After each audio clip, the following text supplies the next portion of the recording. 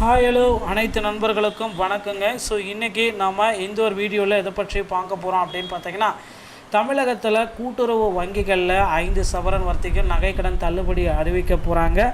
உங்கள் கடன் ரத்தாகுமா? கட்சிகளுடைய மாஸ்டர் பிளான் என்ன? இப்போ எப்போ உங்களுடைய கடன் ரத்தாகும்? இப்போ நீங்கள் நகைக்கடன் வாங்கினா கூட ரத்தாக செய்யப்படுவதற்கு வாய்ப்புகள் இருக்கா இல்லையா? இவற்றை பற்றி தான் இந்த ஒரு வீடியோவில் ஒரு முக்கியமான தகவலை நாம் பார்க்க போகிறோம். தமிழகத்தில் சட்டமன்ற தேர்தல் நெருங்கும் வேளையில் அரசியல் கட்சிகள் வெளியிடும் தேர்தல் அறிக்கையில் விவசாய கடன் மற்றும் நகைக்கடன் தள்ளுபடி குறித்த அறிவிப்புகள் மிக முக்கியமான இடத்தை பிடிக்குது. ஒவ்வொரு கட்சியுமே பார்த்திங்கன்னா இதை தாங்க டார்கெட் பண்ணுறாங்க. இந்த விவசாயிகளுக்காகவே பார்த்திங்கன்னா கட்சி நடத்துகிறாங்களான்னு தெரியல. ஸோ இந்த இடத்த முக்கிய இடமாக பிரிக்குது. ஒவ்வொரு கூட்டுறவு வங்கிகளிலும் விவசாயிகள் மற்றும் சாமானிய மக்கள் வைத்துள்ள நகைக்கடன்கள் தள்ளுபடி செய்யப்படுமா என்ற எதிர்பார்ப்பு தற்பொழுது பெங்களூரு உள்ளிட்ட பகுதிகளில் கூட அதிகமாக இருக்குது அப்படின்றத சொல்லிகிட்டு இருக்காங்க. இந்த மாதிரி தகவல்கள். ஸோ வழக்கமாக அரசு ஒரு தள்ளுபடி அறிவிப்பை வெளியிடும் பொழுது முதலில் அதற்கான தகுதி வரம்புகளை நிர்ணயம் செய்யும்.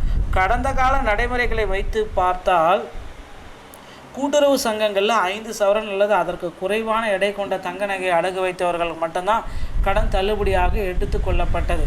ஆனால் இனி பார்த்திங்கன்னா இந்த 3 சவரன் இருந்தால் கூட பார்த்திங்கன்னா உங்களுக்கு தள்ளுபடியை கொடுக்கலாம் அப்படின்ற மாதிரி சில யோசனைகள் போயிட்டுருக்கு. இதற்காக ஒரு தனிநபர் குடும்பம் பெற்ற மொத்த கடனின் அளவு கணக்கிடப்படும்.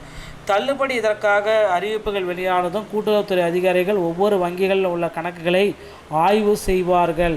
இதில் பயிர்க்கடன் தள்ளுபடி ஏற்கனவே பெற்றவர்களா, அரசு ஊழியர்களா, வருமான வரி செலுத்துவர்களா, இந்த போன்ற விவரங்கள் சரிபார்க்கப்படும். இந்த நிபந்தனைகளுக்கு உட்பட்டு தகுதியான பயனாளர்கள் பட்டியல் தயார் செய்யப்பட்டு அவர்கள் கடன் மற்றும் அசல் வட்டி தொகையானது முழுமையாக ரத்து செய்யப்படும். இதற்கான தொகையை அரசே ஏற்கும் என்பதால் கடனாளிகள் தங்கள் நகைகளை எந்தவித கட்டணமின்றி திரும்ப பெற்றுக்கொள்ள முடியும்.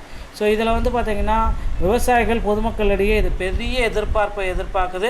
தமிழக சட்டமன்ற தேர்தலின் பொழுது ஒவ்வொரு முறையும் அரசியல் கட்சிகள் போட்டி போட்டுக்கொண்டு இதைத்தான் சொல்லிகிட்டு இருக்காங்க. ஓகேங்களா?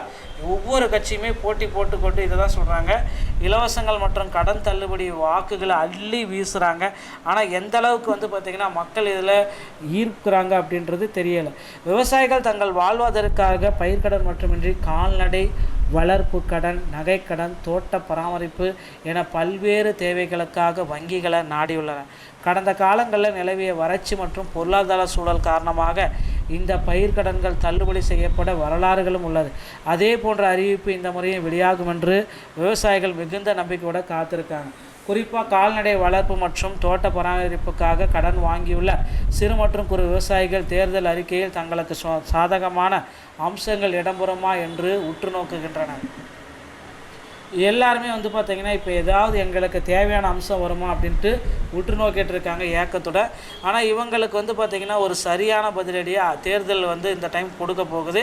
இதனால் நகைக்கடன் தள்ளுபடி குறித்து அதிகாரப்பூர்வ அறிவிப்பு, அதற்கான விரிவான நெறிமுறைகளும் தேர்தல் சமயத்தில் கட்சிகள் வெளியிடும். ஒவ்வொரு கட்சியுமே இனிமேல் பார்த்திங்கன்னா நகைக்கடன் உடைய தள்ளுபடி குறித்து ஒரு சில அறிவிப்புகளை, விரிவான விளக்கங்கள் எல்லாமே வெளியிட போகிறாங்க. ஸோ அதன் அடிப்படையில் நம்ம பார்க்குறப்ப இனி நகைக்கடன் தள்ளுபடி அப்படின்றது கண்டிப்பாக இருக்கும். கல்வி கடன் தள்ளுபடின்றது கண்டிப்பாக இருக்கும். விவசாயிகளுக்கு கூடான பயிர்க்கடன் தள்ளுபடி அப்படின்றது 100% இது எல்லாமே இருக்கும் மக்களே.